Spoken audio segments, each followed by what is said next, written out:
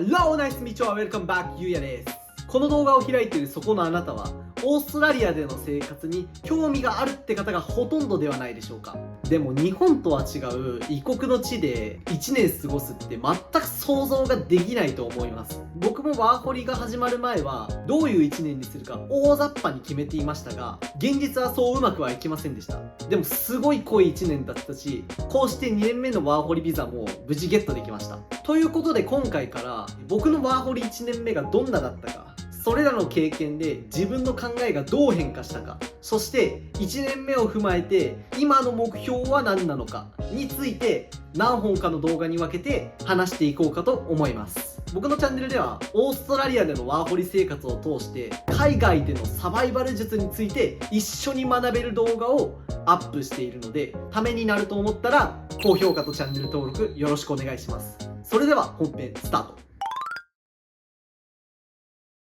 まずはワーホリプランの理想と現実についてお話しします。ワーホリが始まる前に立てたプランはこんな感じです。最初の1ヶ月で仕事をゲットして半年かけてお金を貯めて車を買って、その車で移動しながらファームジョブを4ヶ月して、余った1ヶ月は仕事してもいいし、観光してもいいし、フリーの1ヶ月にしようかなと決めてました。しかし実際の1年はこんな感じでした。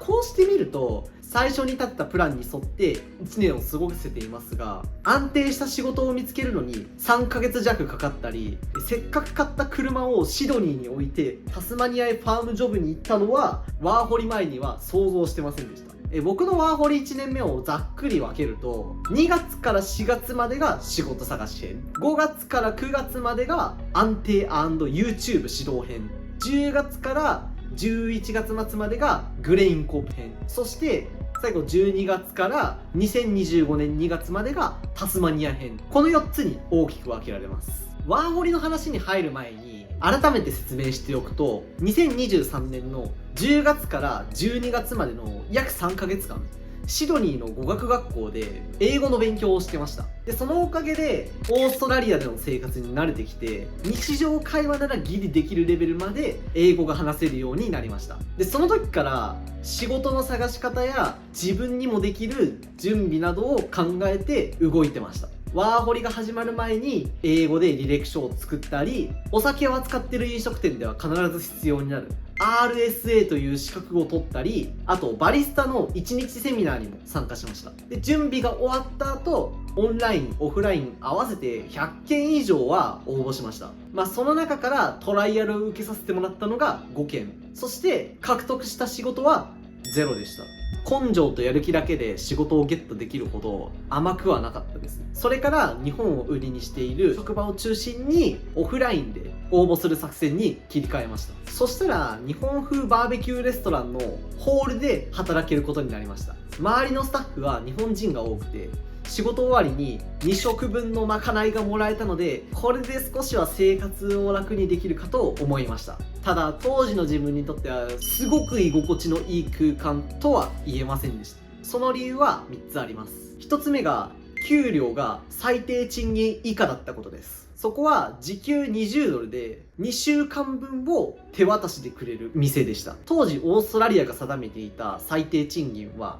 時給 23.23 ドルで、それより低い給料で雇っている職場はブラックな経営をしているんじゃないかって思っていました。そのため店長やオーナーを完全に信用することができませんでした。2つ目はシフトにあんまり入れなかったことです。週3日で、しかも夜の 4,5 時間しか働けないので、家賃を払えるかどうかの給料でした。そして3つ目は職場の日本人と気が合わなかったことです。仕事を続けるべきか悩んでいて、ベテランの日本人の方に相談した時に、じゃあ辞めればって一言言われてカチッてきました。いや、同じ日本人なんだからもうちょっと助けてくれたっていいじゃねえかよって心の中で思ってました。今でこそそこまで悪い店ではなかったなって思います。というのも、最低時給を守っている職場で働くと 15% の税金が引かれて手取りが20ドル未満になるので、手渡しで時給20ドルは妥当な金額です。しかも学生は週あたりの労働時間が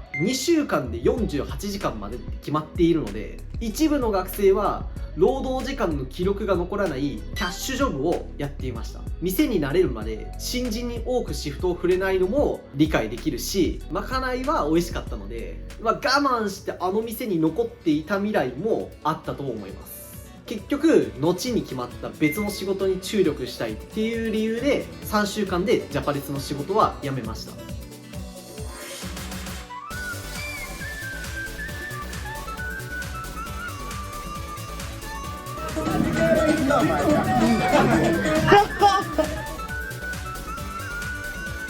原始の地球って感じだわ、ほんと。